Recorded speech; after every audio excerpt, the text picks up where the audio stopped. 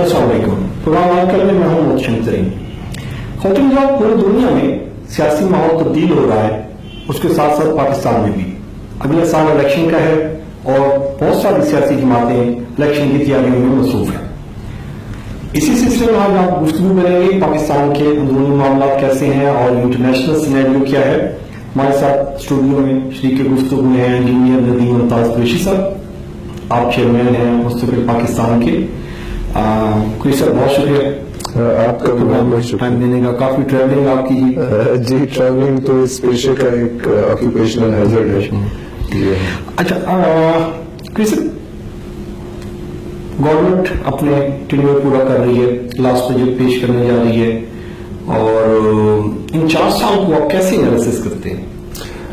ہم کوئی چیز گیم کی لوز کیا پارٹی کی سندھ میں گورنمنٹ ہے کے پی کے میں پی ٹی آئی کی ہے پنجاب میں نون لیگ فیڈرل میں نون لیگ. اس سینیریو میں آپ پورا کوئی تینوں کو انالیسس کریں.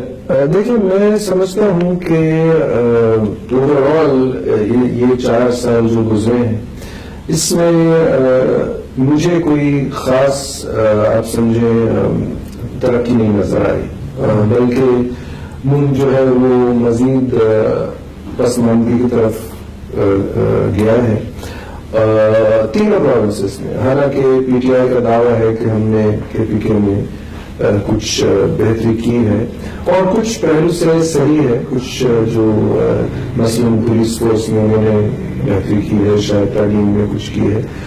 لیکن جو میرا جب میں وہاں جاتا ہوں تو مجھے نظر آتا ہے کہ ان کی جو تبدیلی جو وہ لائے ہیں یہ مور اور لیس پشاور تک محدود ہے. اور پشاور کے ناٹ ان فل پروونس. آپ ذرا سا دور نکل جائیں اور 4 پہ یا کوہاٹ کی طرف, جی ہاں کرک کی طرف آپ نکل جائیں تو یعنی پسماندگی کی انتہا ہے. پتہ ہی نہیں چلتا کہ یہاں پچھلے 4 سال میں کوئی گزرا ہے یا کچھ ہوا ہے.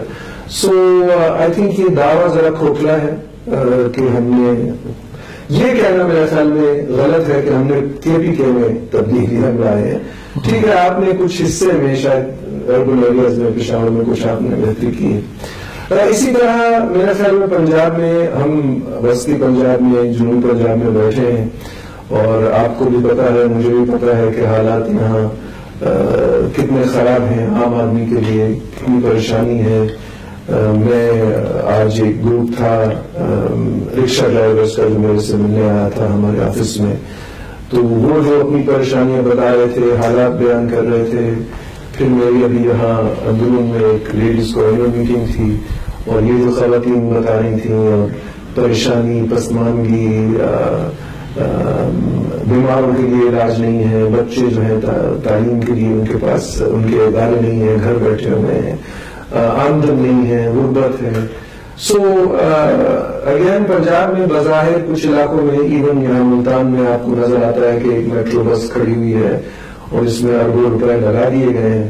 اور لیکن میں سمجھتا ہوں ترقی جو ہے وہ شاندار عمارتوں سے یا بسوں سے یا انڈر پاسز سے یا ہائی ویز سے نہیں آتی. اصل ترقی ہوتی ہے انسانی ترقی, کہ انسان کی کیا ڈیولپمنٹ ہوئی, انسان کو کیا سہولتیں ملی ہیں, انسان کو کیا تعلیمی آپ نے فوائد پہنچائے ہیں. ہیومن ڈیولپمنٹ انویسٹمنٹ جو ہے نا جی وہ انفراسٹرکچر کی بجائے انویسٹمنٹ ہیومن ڈیولپمنٹ کے لیے, ہیومن ویلفیئر کے لیے. جب تک دیکھیں آپ قرضہ لے کے آپ دنیا جہاں کی چیزیں یہاں بنا سکتے ہیں. آپ نے یہ سارے جو میٹرو ہے آپ نے امپورٹ کیا ہے سامان, اس کا بسیں ٹرکی سے آئی ہیں, پتہ نہیں کہاں سے آئی ہیں. اورنج ٹرین کا سارا سامان جو ہے وہ چائنا سے آئے گا. جو یہ آپ سی پیک بنا رہے ہیں اس میں تو اس حد تک کہ لیبر بھی وہاں سے آ رہا ہے. سو اگر آپ پیسہ کسی کا لے کے آپ کچھ بھی بنا سکتے ہیں پاکستان میں. یہ کیا کمال ہے کہ آپ نے قوم کو مقروض کر کے آپ نے شاندار آپ نے یہ میٹروز بنا دیے ہیں, بسز چلا دی ہیں, لیکن آپ کا جو غریب عوام ہے وہ ویسے ہی کا ویسا پس رہا ہے. ان میں کوئی ترقی نہیں ہے, ان میں کوئی, یعنی یہ ایک لمحہ فکریہ ہے کہ ڈیولپمنٹ کا مطلب کیا ہوتا ہے, کیا ہے development. Is development just highways and bridges and roads and buses? Yeah, is development human development? کہ کون ترقی کرے, کون کی سوچ میں بہتری آئے. آپ کو پتا ہے میں تو اس دن میں نے اعداد و شمار میں یہ جو نمبر میں نے سنا تو میں حیران رہ گیا. پاکستان میں 2.5 کروڑ بچے اسکول نہیں جاتے. 25 million children do not go to school. Australia کی پوری آبادی جو ہے نا وہ 24 ملین ہے. پورے اس کانٹیننٹ کی آبادی 24 ملین ہے. ہمارے یہاں 25 ملین بچے جو ہے اسکول میں جاتے. یہ لوگ کیا کر رہے ہیں اسمبلی میں؟ تو کہتا ہوں ان کو آپ اسمبلی سے اٹھا کے جیل میں ڈالیں کہ 25 ملین بچے آپ کے ملک میں ہیں اور آپ کہہ رہے ہیں کہ ہم حکومت کر رہے ہیں, ہم ملک چلا رہے ہیں, ہم ترقی کر رہے ہیں. آپ کو تو شرم سے مر جانا چاہیے. اور سندھ کی اگر آپ دیکھیں تو وہاں تو صفر کام ہوا ہے. چلو پنجاب میں کہیں نہ کہیں تھوڑی بہت آپ کو کچھ نظر آ جاتا ہے کہ بسز اور میٹروز کے علاوہ بھی کچھ نہ کچھ تھوڑی بہت کبھی ان کو خیال آ جاتا ہے. سندھ میں جائیں تو وہاں تو حالت ایسی ہے جیسے آپ کسی اصول الوسطی میں پہنچ گئے ہیں, یعنی جو سینچریز تھی. اچھا, آپ بھی ڈسکس کر رہے ہیں اس ویلی اخبار میں, کیونکہ یہ 10 years ہو جائیں گے پیپل پارٹی کی گورنمنٹ کو. جی, لاسٹ 5 years بھی پیپل پارٹی کی گورنمنٹ تھی. جی ہاں, جی, اور پنجاب میں بھی اسی کی گورنمنٹ تھی. جی, ابھی یہ شہباز شریف صاحب یہ مطلب 10واں سال کمپلیٹ کریں گے. ادھر بھی اگر 10 سال میں بھی جو سچویشن آپ بتا رہے ہیں, کیونکہ آپ سندھ بھی کافی ٹریول کرتے ہیں, تو اس کی سچویشن میں تو پھر یہ مطلب کیا حل ہے اس کا؟ دیکھیں حل یعنی یہ واقعی یہی سوال ہے. ہر شخص کی زبان پہ ایگزیکٹلی یہی سوال ہے. آپ کہیں بھی چلے جائیں پاکستان میں, ریڑھی والوں سے ملے, رکشا والوں سے ملے, ورکرز سے ملے, جو اصل پاکستان آپ اور میں تو جو اوور ویلمنگ میجورٹی ہے, ہم تو ایک چھوٹی سی مائنورٹی ہیں جو یہاں بیٹھ کے بات کرتے ہیں. بٹ اوور ویلمنگ میجورٹی کی جو حالت ہے از پیتھیٹک.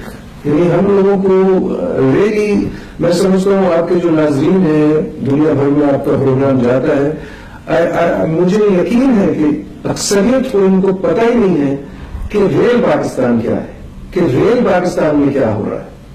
ہمارے جو یہ روایتی ٹی وی چینلز ہیں روز شام کو یہ اپنی پرائم ٹائم میں 2-4 پکڑ لیتے ہیں سیاستدانوں کو, ان کو ایک دوسرے سے لڑواتے ہیں, بدتمیزی کرواتے ہیں, لوگ انٹرٹین ہو رہے ہوتے ہیں. بائی وہ 1 گھنٹہ گزر جاتا ہے, 2 یا 3, اور آپ تو صفر آپ کی جو انفارمیشن ہے یا آپ کی نالج میں ایگزیکٹلی 0 کا اضافہ ہوتا ہے. پروڈکٹیوٹی آؤٹ پٹ کیا دے رہے ہیں؟ سو خیر ہم ذرا ہٹ گئے موضوع سے, لیکن یہ جو سوال آپ نے کہا یہ ہر کی زبان پہ کہ واٹ ٹو ڈو, کہ کیسے بدلے گا یہ.